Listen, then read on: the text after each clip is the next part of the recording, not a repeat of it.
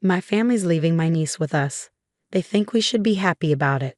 At the door are my husband's parents and his sister, with her 2-year-old daughter.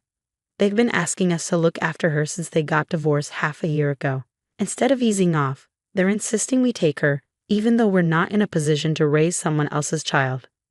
But things are about to take a surprising turn with this little girl. I'm Kelly Allen, and I'm 27. I married John, who's 29 and was running a restaurant when we got married 3 years ago. We hoped to have kids, but it didn't happen. Luckily, Jan has been really kind to us, making our lives busy but fun. I've hardly seen John's family since we got married because he's not close to them. The gap between them got bigger when he opened his restaurant. His parents worked at a big family restaurant chain, and they wanted him to join too. But John had his own dreams. I want to make dishes that everyone will love, John explained. But instead of understanding him, his sister treated him like he was attacking their family's restaurant chain. Are you saying our food isn't good enough? John must have found it frustrating that she wouldn't listen. After endless arguments, John gave up trying to convince them. I'd rather keep my distance from Mom and Dad. Okay, I'll stay out of it too, I told him, and we enjoyed our peaceful days together. But everything changed when Jan divorced and moved back in with their parents 6 months ago. One weekday during lunch rush, Jan burst into the restaurant. I'm here again. It's so quiet in here, she loudly announced, bringing her mother and her 2-year-old niece. They sat down without hesitation. You're back. Remember to keep it down, John reminded her. Always complaining. Anyway, I'll have the usual and make it quick. Jane never pays when she visits, and we were getting tired of it. I signaled to John that I'd handle it and stepped in front of Jan. There are other customers waiting, so if you're dining here, you'll need to pay like everyone else. What? You're actually charging family? How low can you get? Jan's outburst drew the attention of everyone in the restaurant. Please lower your voice, it's disturbing others, I politely requested, but she ignored me. This is all your fault. John's changed because of you. Her harsh words froze the atmosphere. My husband, stopping his cooking, emerged from the kitchen. If you're here to cause trouble, please leave. We can discuss any issues later. We'll address any concerns you have, so please stop causing a scene. But Jan continued to complain, ignoring both me and my husband. Even her mother, instead of reprimanding her, just urged her to hurry up and order. Seeing that we couldn't defuse the situation, we served them lunch. They left without paying, acting as if it was normal. But it didn't end there. Jan became even more demanding. You're looking after Riker today too. Every day, she declared, dropping off her daughter at our shop. But we're working. It's your job as a mom to take care of her, I protested. I'm busy. Since there are hardly any customers, you might as well help me out, Jane insisted, pushing her daughter's care onto us. To her, we were just free babysitters. To fully unload her responsibilities, Jan and her mother started visiting our restaurant frequently. I'm sorry about my family. I didn't mean to cause trouble for you or the restaurant, Kelly, John S. apologized after they left Riker behind and left. Our business wasn't booming, and their disruptions were part of the problem. Our regular customers, who preferred a peaceful atmosphere, stopped coming. It wasn't just about John anymore. Poor Riker was caught in the middle. Holding my niece close, I sighed deeply. We kept going, despite the weight on our hearts. But a few weeks later, things took an unexpected turn with my in-laws. One evening, after closing the restaurant, Jan and my in-laws appeared at our doorstep. Instead of at the restaurant, they were at our house. When John and I opened the door, Jan abruptly handed Riker to us, looking bewildered. I'm leaving my child with you. Appreciate it. John and I were stunned, our eyes wide. What do you mean? I asked, though I suspected it was because we couldn't have kids. You're not busy since the restaurant is quiet, right? So you can be Riker's parents, she explained, deciding to completely abandon her niece. Even the grandparents didn't want to care for her. John's face flushed with anger at their callousness. This is too much. You're giving up on Riker? That's not right. I thought you guys, without kids, could handle her, Jan said, her tone tense. Riker, sensing the tension, nervously sucked her finger and looked down. But you don't have to worry about that. Take her back, I firmly replied. Kids need their moms. Even a 2-year-old knows that. You can't refuse.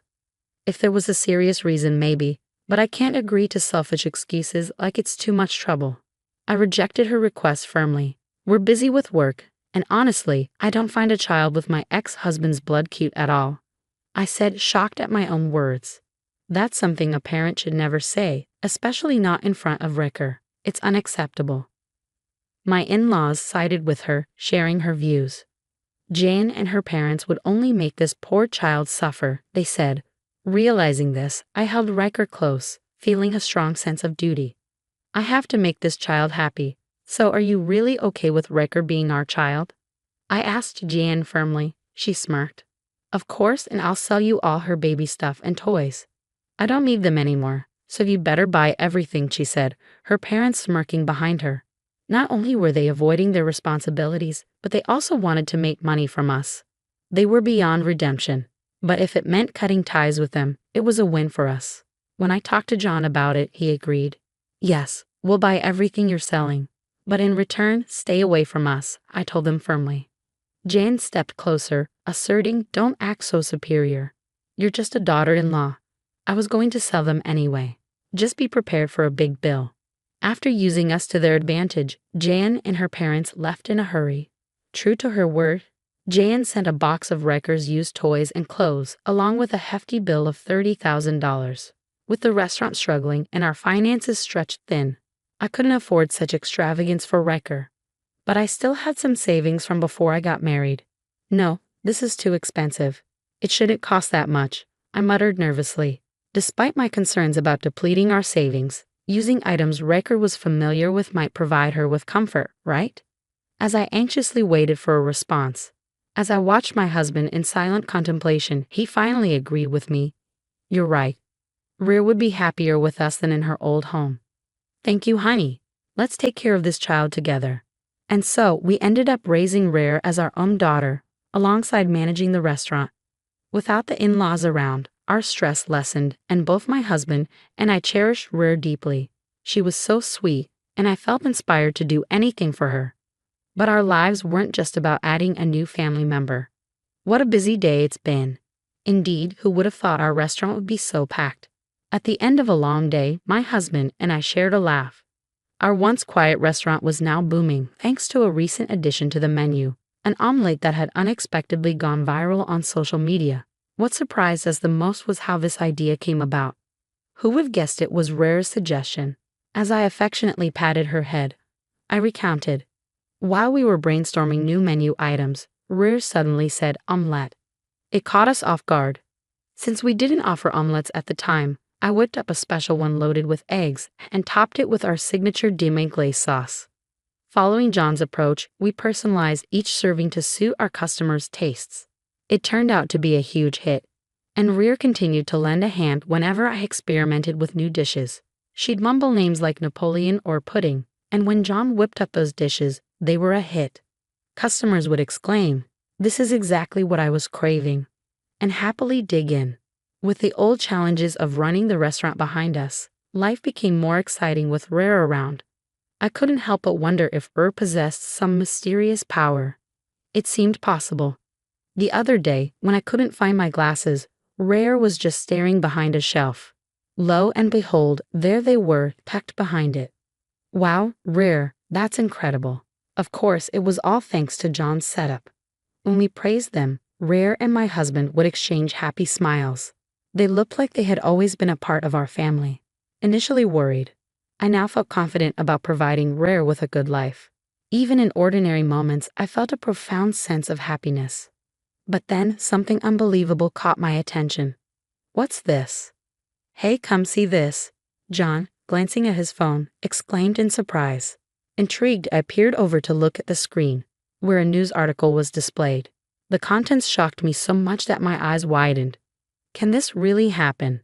Surprised, Rhea observed us, then grabbed a box of building blocks and slowly offered it to us. We shook it, hearing something inside. Is there something in here? I asked, meeting Rhea's serious gaze. If Rhea was this focused, there must be something important. We carefully examined the blocks and were stunned. An underlying anger began to simmer within me. To think she had hidden something like this. Unforgivable. Despite my anger, we knew we had to wait for the right moment. A few weeks later, in the dead of night, Jan and I were startled awake by the doorbell. Careful not to disturb Rare, we cautiously opened the front door to find Jolie standing there with disheveled hair. "Give me back my daughter, now." Her sudden demand left John and me exchanging looks. "Weren't you the one who left her with us? What's changed now? Weren't we supposed to stay out of each other's lives?" I challenged, but before we could shut the door, Jolie forcefully wedged her foot in, refusing to leave. "She's my child. I'm here to take her back," she insisted. We explained it wasn't possible, but Jolie kept pushing to take her daughter, causing a scene. Frustrated by her selfishness, I sighed deeply and crossed my arms. "Please don't take your frustrations out on us because of your work troubles," I said. Caught off guard, Jolie's face flushed red with embarrassment. "What? How did you know about that?" she stammered, clearly flustered. Recalling the recent news I had seen on John's phone, it was about a scandal at the chain restaurant where Jolie's family worked. They had been caught using expired ingredients to save money, leading to a widespread food poisoning incident. The backlash on media and social platforms had been severe, and the chain's reputation had taken a nosedive. Everything was fine until we gave up our daughter, and then this happened. "It must be because she's gone," I mused.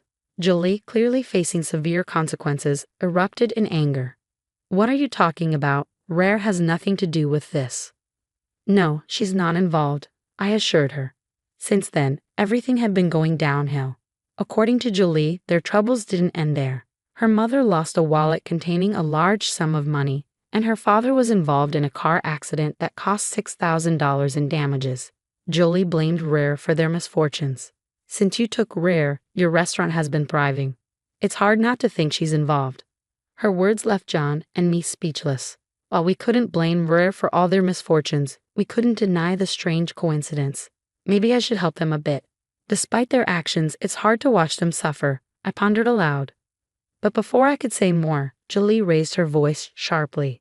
"With that child, we would be secure, and all this misfortune would come your way instead." Her words extinguished any sympathy I had. "We will never give Rare back to you. It's only been a few months, but we've grown to love her as if she were our own. We can't hand her over to someone who only wants her back for their own gain," I declared, glaring at Jolie with a firm expression. "Don't speak to my wife like that. Your greed is apparent. I care for Rare far more than you ever did. I won't let her go, no matter what." "Please, leave," John added, his tone resolute.